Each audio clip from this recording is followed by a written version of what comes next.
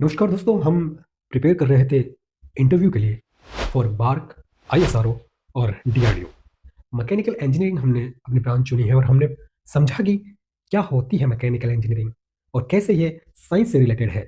और अब हम अपनी ब्रांच की डेफिनेशन समझ चुके हैं। अब बारी आती है फेवरेट सब्जेक्ट्स की। और मैकेनिकल इंजीनियरिंग 3 पार्ट्स में डिवाइड है: सॉलिड, थर्मल एंड प्रोडक्शन। सबसे पहले हम सॉलिड पार्ट्स के सब्जेक्ट्स के बारे में देखते हैं कि कौन सी सब्जेक्ट्स इंटरव्यू के लिए सेलेक्ट की जा सकती है। सबसे पहले हम ये देखते हैं कि सॉलिड इंजीनियरिंग में सब्जेक्ट्स कौन कौन सी इन्वॉल्व है। सबसे पहले इंजीनियरिंग मैकेनिक्स जो है वो सॉलिड मैकेनिक्स का एक मेन पार्ट है, right.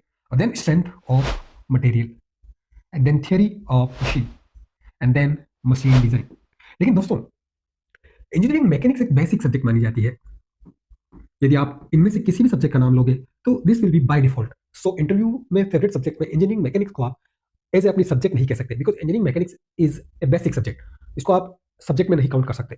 So this will not be count in favourite subject. Strength of material is very important. If you are strong in this solid engineering part, then your favourite subject is must be what strength of material. Then theory of machine also, it is an application part. It is not like design, it is not like some conceptual.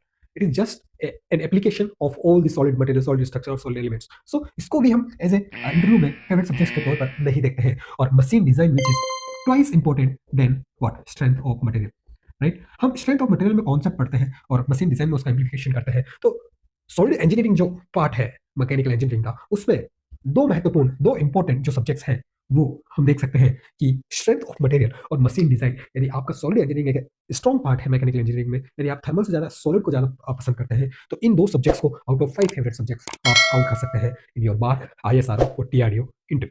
Thank you.